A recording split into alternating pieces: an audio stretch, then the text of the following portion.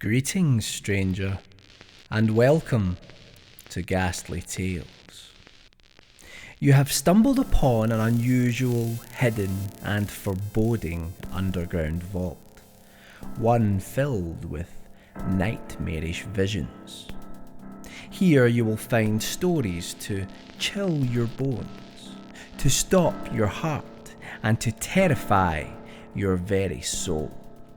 Now, pull up a chair and warm yourself by the fire.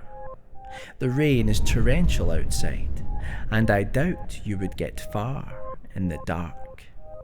So you best stay for a while. Let us pass the time with a story, for I have such a strange and ominous tale to tell.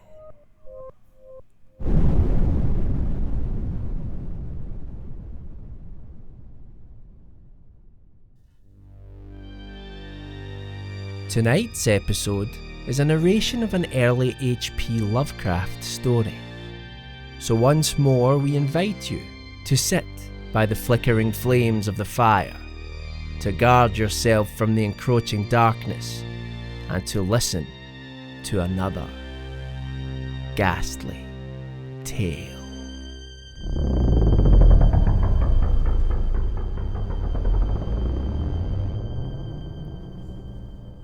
In relating the circumstances which have led to my confinement within this refuge for the demented, I am aware that my present position will create a natural doubt of the authenticity of my narrative. It is an unfortunate fact that the bulk of humanity is too limited in its mental vision to weigh with patience and intelligence those isolated phenomena seen and felt only by a psychologically sensitive few, which lie outside its common experience. Men of broader intellect know that there is no sharp distinction betwixt the real and the unreal, that all things appear as they do only by virtue of the delicate individual physical and mental media through which we are made conscious of them. But the prosaic materialism of the majority condemns as madness the flashes of supersight, which penetrate the common veil of obvious empiricism. My name is Jervis Dudley, and from earliest childhood I have been a dreamer and a visionary.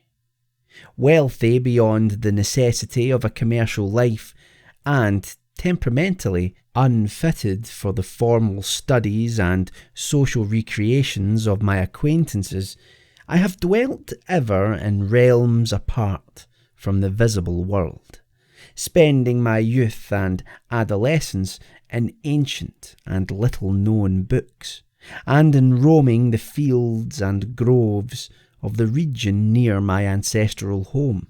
I do not think that what I read in these books or saw in these fields and groves was exactly what other boys read and saw there, but of this I must say little, since detailed speech would but confirm those cruel slanders upon my intellect which I sometimes overhear from the whispers of the stealthy attendants around me. It is sufficient for me to relate events without analysing causes. I have said that I dwelt apart from the visible world, but I have not said that I dwelt alone.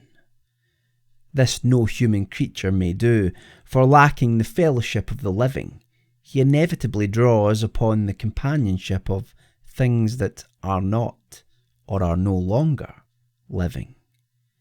Close by my home there lies a singular wooded hollow, in whose twilight deeps I spent most of my time, reading, thinking, and dreaming. Down its moss-covered slopes my first steps of infancy were taken, and around its grotesquely gnarled oak trees my first fancies of boyhood were woven. Well did I come to know the presiding dryads of those trees, and often have I watched their wild dances in the struggling beams of a waning moon. But of these things I must not now speak.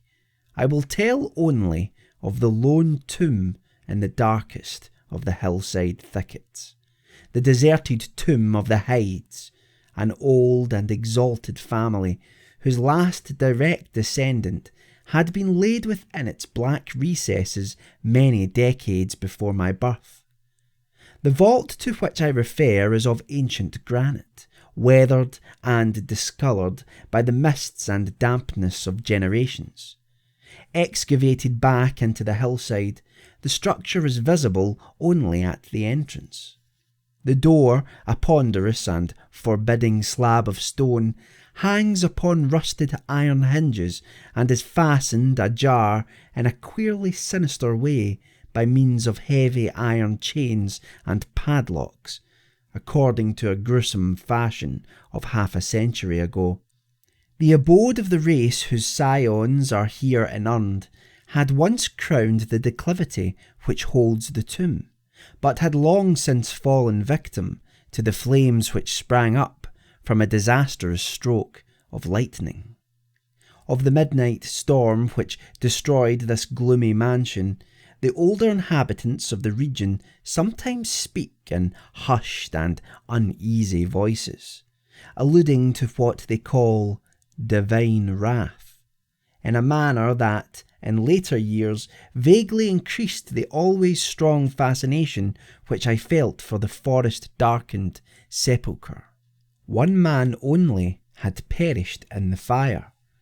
When the last of the Hydes was buried in this place of shade and stillness, the sad urnful of ashes had come from a distant land, to which the family had repaired when the mansion burned down.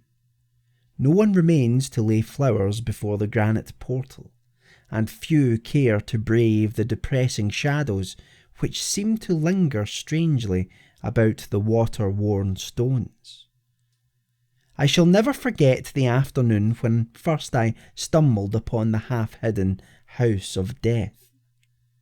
It was in midsummer, when the alchemy of nature transmutes the sylvan landscape to one vivid and almost homogeneous mass of green, when the senses are well nigh intoxicated with the surging seas of moist verdure and the subtly indefinable odours of the soil and the vegetation.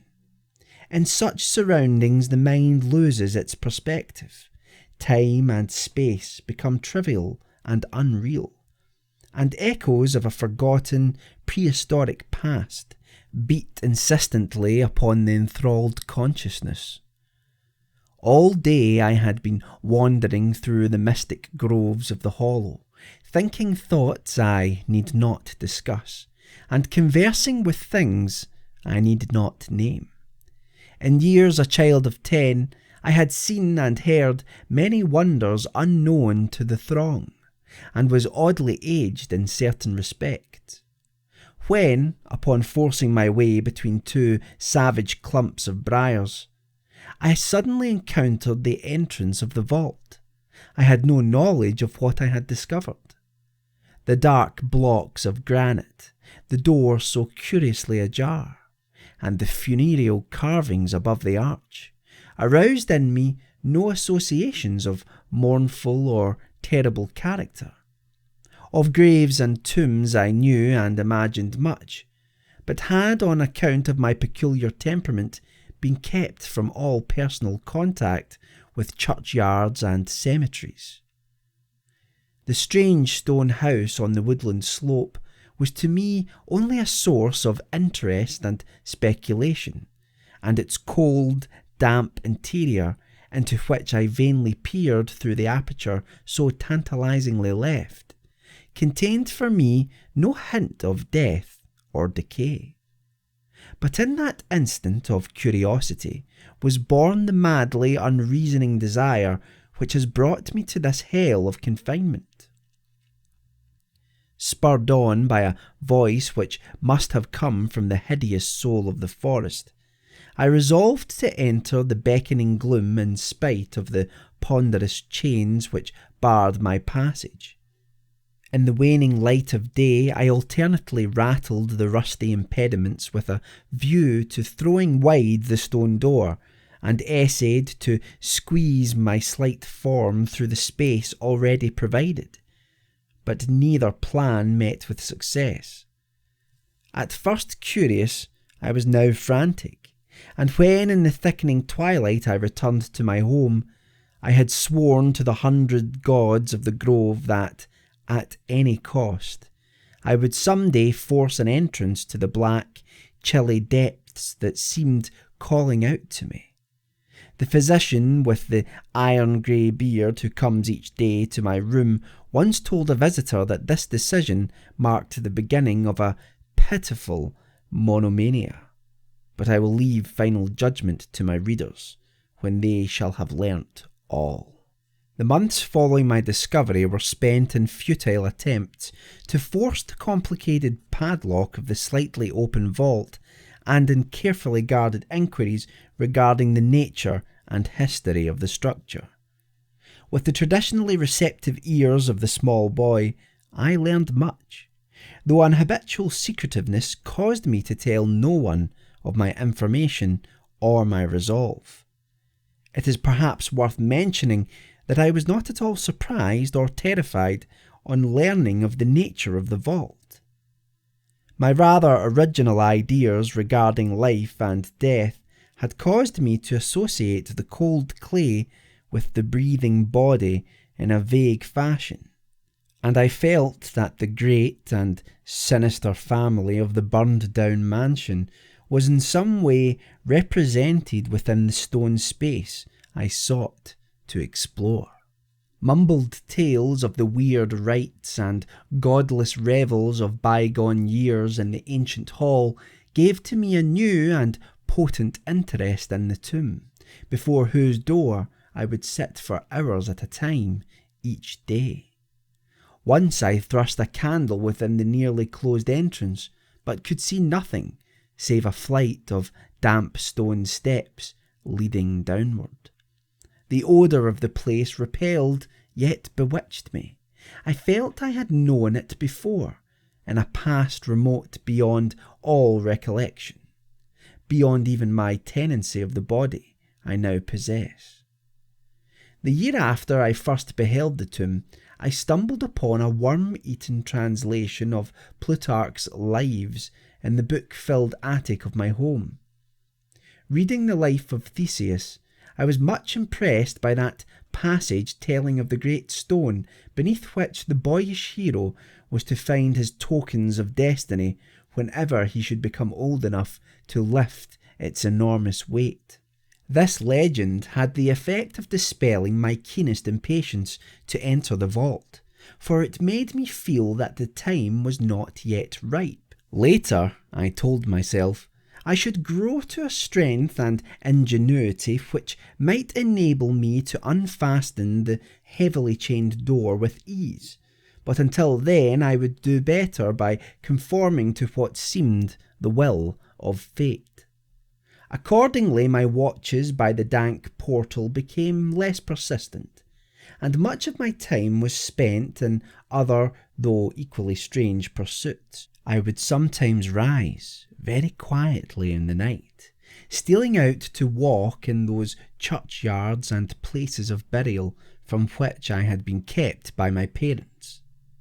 What I did there I may not say, for I am not now sure of the reality of certain things, but I know that on the day after such a nocturnal ramble I would often astonish those about me with my knowledge of topics almost forgotten for many generations. It was after a night like this that I shocked the community with a queer conceit about the burial of the rich and celebrated Squire Brewster, a maker of local history who was interred in 1711 and whose slate headstone bearing a graven skull and crossbones was slowly crumbling to powder.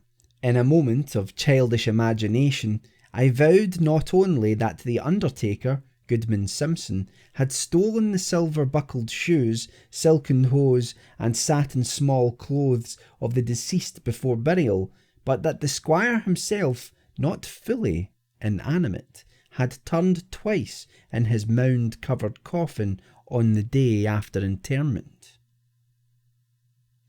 But the idea of entering the tomb never left my thoughts, being indeed stimulated by the unexpected genealogical discovery that my own maternal ancestry possessed at least a slight link with the supposedly extinct family of the Hydes. Last of my paternal race, I was likewise the last of this older and more mysterious line.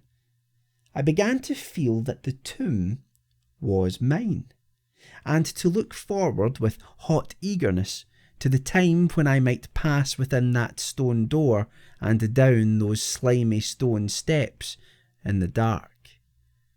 I now formed the habit of listening very intently at the slightly open portal, choosing my favourite hours of midnight stillness for the odd vigil.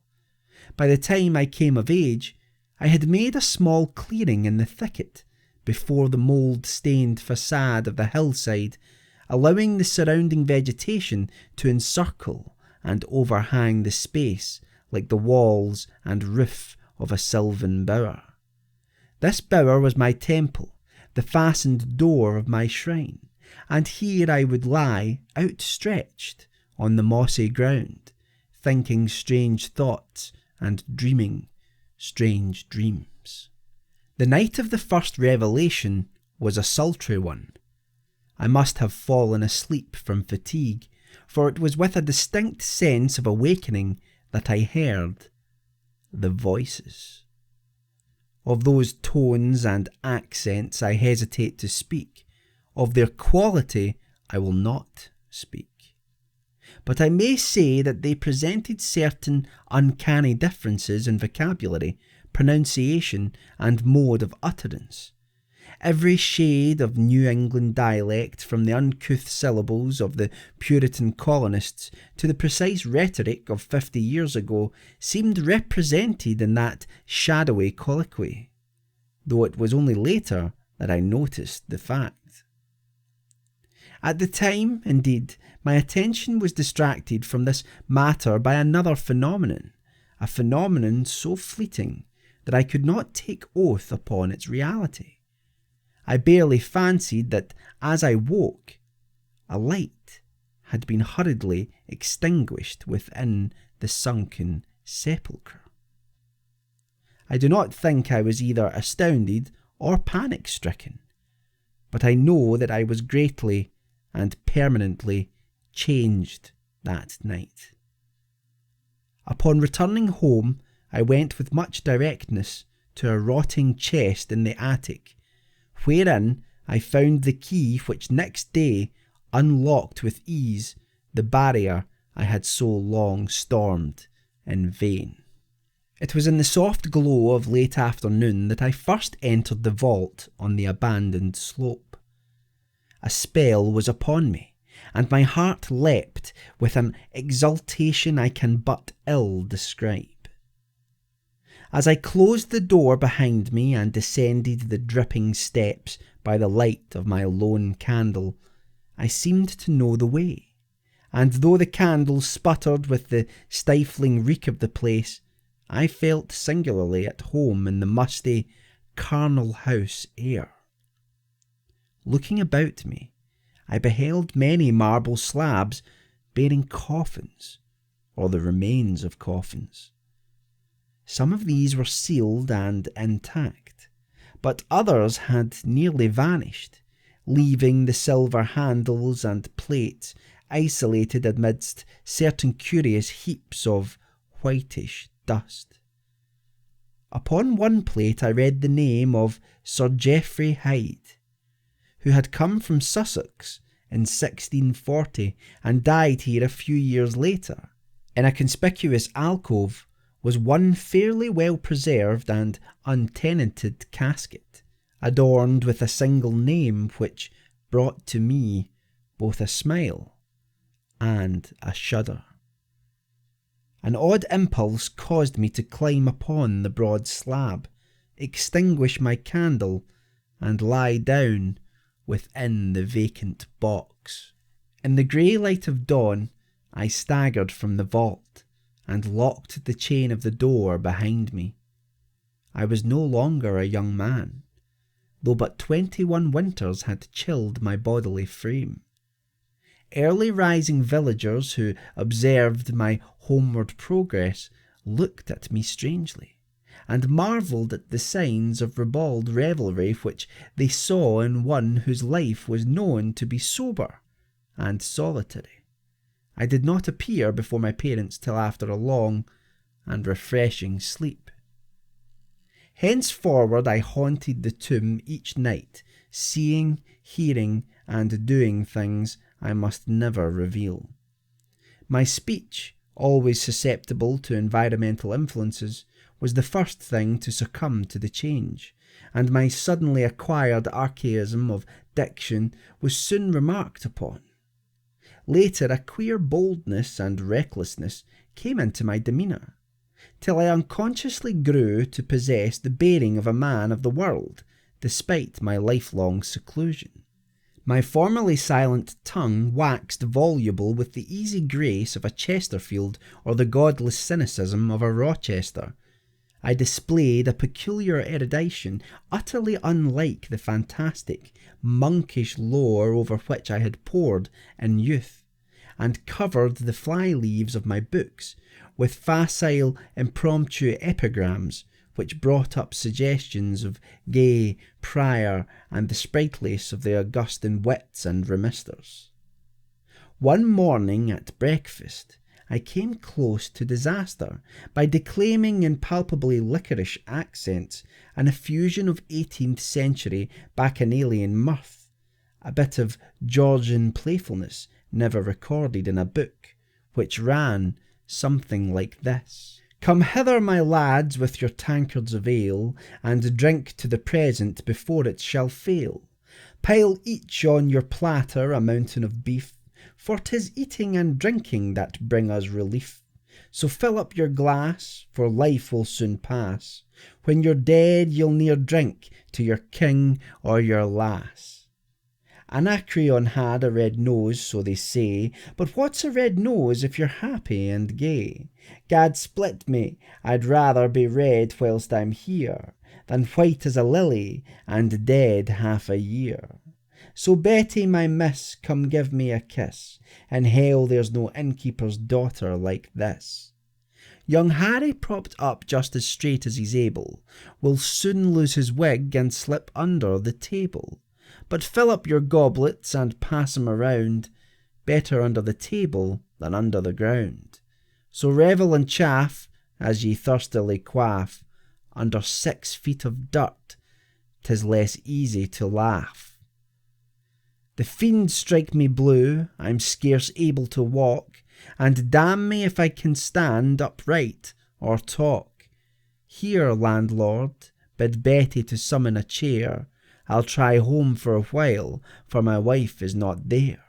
So lend me a hand, I'm not able to stand, but I'm gay whilst I linger on top of the land. About this time I conceived my present fear of fire and thunderstorms.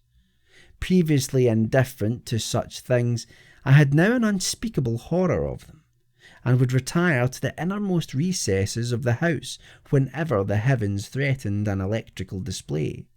A favourite haunt of mine during the day was the ruined cellar of the mansion that had burned down, and in fancy I would picture the structure as it had been in its prime. On one occasion I startled a villager by leading him confidently to a shallow sub-cellar, of whose existence I seemed to know, in spite of the fact that it had been unseen and forgotten for many generations. At last came that which I had long feared. My parents, alarmed at the altered manner and appearance of their only son, commenced to exert over my movements a kindly espionage which threatened to result in disaster. I had told no one of my visits to the tomb, having guarded my secret purpose with religious zeal since childhood. But now I was forced to exercise care in threading the mazes of the wooded hollow, that I might throw off a possible pursuer. My key to the vault I kept suspended from a cord about my neck, its presence known only to me. I never carried out of the sepulchre any of the things I came upon whilst within its walls. One morning, as I emerged from the damp tomb and fastened the chain of the portal with none too steady hand, I beheld in an adjacent thicket the dreaded face of a watcher. Surely the end was near, for my bower was discovered, and the objective of my nocturnal journeys revealed. The man did not accost me, so I hastened home in an effort to overhear what he might report to my careworn father. Were my sojourns beyond the chained door about to be proclaimed to the world? Imagine my delighted astonishment on hearing the spy inform my parents in a cautious whisper that I had spent the night in the bower outside the tomb, my sleep-filmed eyes fixed upon the crevice where the padlocked portal stood ajar. By what miracle had the watcher been thus deluded? I was now convinced that a supernatural agency protected me. Made bold by this heaven-sent circumstance, I began to resume perfect openness in going to the vault, confident that no one could witness my entrance. For a week I tasted to the full the joys of that carnal conviviality which I must not describe, when the thing happened, and I was borne away to this accursed abode of sorrow and monotony. I should not have ventured out that night, for the taint of thunder was in the clouds, and a hellish phosphorescence rose from the rank swamp at the bottom of the hollow. The call of the dead, too, was different. Instead of the hillside tomb, it was the charred cellar on the crest of the slope whose presiding daemon beckoned to me with unseen fingers. As I emerged from an intervening grove upon the plain before the ruin, I beheld in the misty moonlight a thing I had always vaguely expected. The mansion, gone for a century, once more reared its stately height to the raptured vision, every window ablaze with the splendour of many candles. Up the long drive rolled the coaches of the Boston gentry, whilst on foot came a numerous assemblage of powdered exquisites from the neighbouring mansions. With this throng I mingled, though I knew I belonged with the hosts rather than with the guests. Inside the hall were music, laughter, and wine on every hand. Several faces I recognised, though I should have known them better had they been shrivelled or eaten away by death and decomposition. Amidst a wild and reckless throng, I was the wildest and most abandoned. Happy blasphemy poured in torrents from my lips, and in my shocking sallies I heeded no law of God, man, or nature. Suddenly, a peal of thunder, resonant even above the din of the swinish revelry, clave the very roof and laid a hush of fear upon the boisterous company. Red tongues of flame and searing gusts of heat engulfed the house, and the roisterers, struck with the terror at the descent of a calamity which seemed to transcend the bounds of unguided nature, fled shrieking into the night. I alone remained, my body dispersed by the four winds. I might never lie in the tomb of the Hydes. Was not my coffin prepared for me? Had I not a right to rest till eternity amongst the descendants of Sir Geoffrey Hyde? Aye, I would claim my heritage of death, even though my soul go seeking through the ages for another corporeal tenement to represent it on that vacant slab in the alcove of the vault. Jervis Hyde should never share the sad fate of Palinurus. As the phantom of the burning house faded, I found myself screaming and struggling madly in the arms of two men, one of whom was the spy who had followed me to the tomb. Rain was pouring down in torrents, and upon the southern horizon were flashes of the lightning that had so lately passed over our heads. My father, his face lined with sorrow, stood by as I shouted my demands to be laid within the tomb, frequently admonishing my captors to treat me as gently as they could.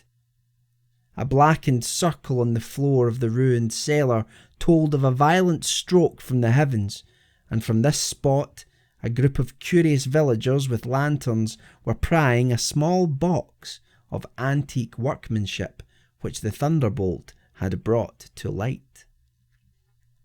Ceasing my futile and now objectless writhing, I watched the spectators as they viewed the treasure trove, and was permitted to share in their discoveries. The box, whose fastenings were broken by the stroke which had unearthed it, contained many papers and objects of value, but I had eyes for one thing alone. It was the porcelain miniature of a young man in a smartly curled bagwig, and bore the initials J.H. The face was such that as I gazed, I might well have been studying my mirror. On the following day I was brought to this room with the barred windows, and I have been kept informed of certain things through an aged and simple-minded servitor, for whom I bore a fondness in infancy, and who, like me, loves the churchyard. What I have dared relate of my experiences within the vault has brought me only pitying smiles. My father, who visits me frequently, declares that at no time did I pass the chained portal, and swears that the rusted padlock had not been touched for 50 years when he examined it. He even says that all the village knew of my journeys to the tomb, and that I was often watched as I slept in the bower outside the grim facade, my half-open eyes fixed on the crevice that leads to the interior. Against these assertions, I have no tangible proof to offer, since my key to the padlock was lost in the struggle on that night of horrors. The strange things of the past which I learnt during those nocturnal meetings with the dead, he dismisses as the fruits of my lifelong and omnivorous browsing amongst the ancient volumes of the family library. Had it not been for my old servant Hiram, I should have by this time become quite convinced of my madness. But Hiram, loyal to the last, has held faith in me, and has done that which impels me to make public at least part of my story. A week ago he burst open the lock which chains the door of the tomb perpetually ajar, and descended with a lantern into the murky depths. On a slab, in an alcove, he found an old but empty coffin, whose tarnished plate bears the single word, Gervas. In that coffin and in that vault, they have promised me I shall be buried.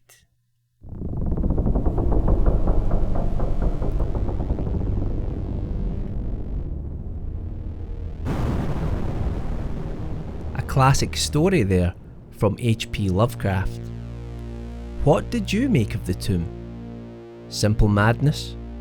Or was the narrator's servant telling the truth, and there was indeed a grave waiting for young Jervis in the tomb of the Hydes?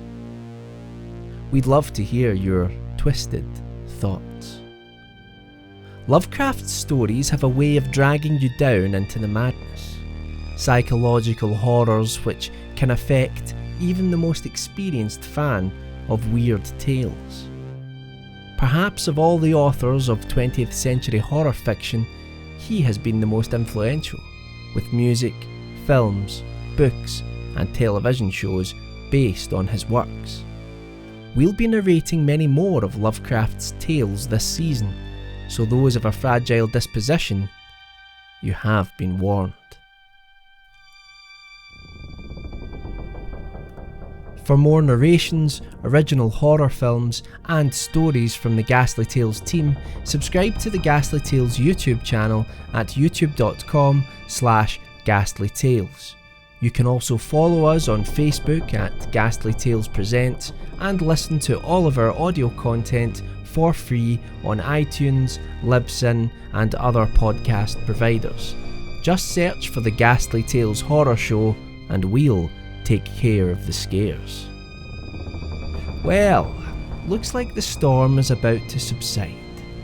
Time for you to go home once again. But tonight, as you rest your head on your pillow, do not fret if dreams come to you of a forgotten crypt which leads deep into a hillside. It is just the heights calling to you from the abyss. Good night and unpleasant dreams.